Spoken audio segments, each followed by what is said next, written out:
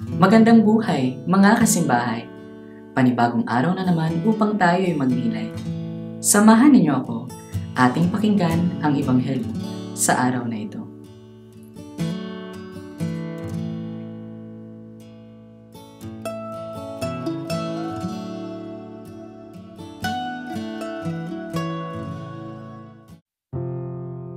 Ang mabuting balita ng Panginoon ayon kay San Marcos.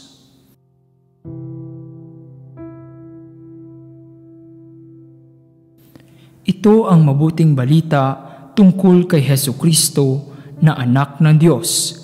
Nagsimula ito noong matupad ang hula ni Propeta Isaías. Narito ang sugo ko na aking ipadadalang mauuna sa iyo. Ihahanda niya ang iyong daraanan. Ito ang sabi ng isang sumisigaw sa ilang. Ihanda ninyo ang daraanan ng Panginoon.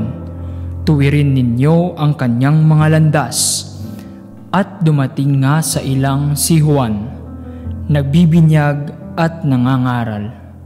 Sinabi niya sa mga tao, pagsisihan ninyo't talikdan ang inyong mga kasalanan, at pabinyag kayo upang kayo'y patawarin ng Diyos. Halos lahat ng taga-Judea at taga-Jerusalem ay pumunta kay Juan upang makinig. Ipinahayag nila ang kanilang mga kasalanan at sila'y bininyagan niya sa ilog Jordan. Hinabing balahibo ng kamelyo ang damit ni Juan at balat ang kanyang pamikis. Ang kanya namang pagkai, balang at pulot-pukyutan.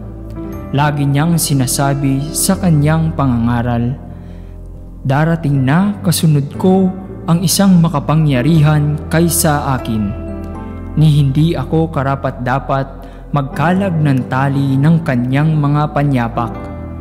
Binibinyagan ko kayo sa tubig, ngunit bibinyagan niya kayo sa Espiritu Santo. Ang mabuting balita ng Panginoon. Pagsasadiwa. Binyag ng pagbabalik loob. Binyagan na tayo, kaya mas pamilyar tayo sa binyag sa Espiritu Santo. Ito ang binyag na natanggap natin noong karamihan sa atin ay sanggol pa lang.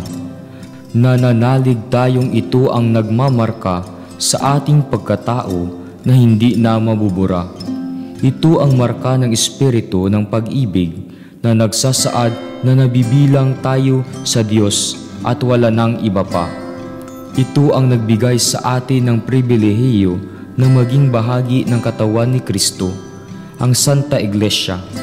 Ito ang binyag na sinasabi ni Juan Bautista na ibibigay ng susunod sa kanya na higit pa ang gawa kaysa sa kanya. Pero bago mangyari ito, nauna nang nagbinyag si Juan bilang paghahanda sa landas ng Panginoon papunta sa puso ng bawat tao.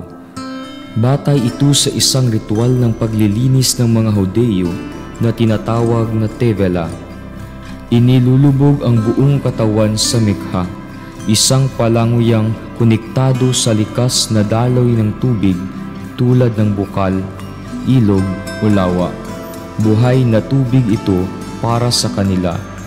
Ayon sa kanilang paniniwala, ito ang nakapagpapadalisay ng pagkatao kapag narumihan. Ginagawa nila ito ng paulit-ulit para sa iba't ibang dahilan, tulad ng paglilinis kapag kumain ng karne, mapahipo sa patay o libingan. Nanganak ang isang ina, nagkaroon ng buwanang dalaw ang isang babae, o nagkaroon ng sexual na pakikipagtalik. Ginagawa rin ito ng mga saserdote bilang paghahanda sa mga kapistahan. Mahalaga ang ritual na ito sa kanilang buhay pananampalataya.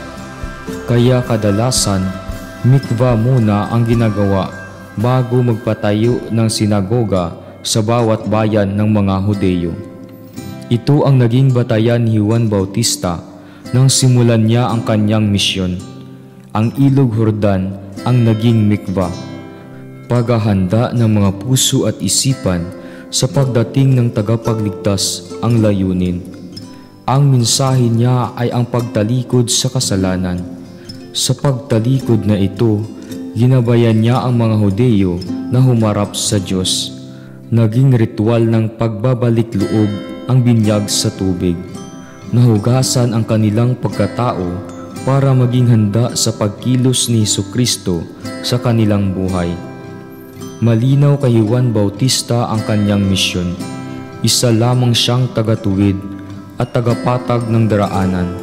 Siya mismo ang nagsabing, hindi ako karapat-dapat magkalag ng tali ng kanyang mga panyapak.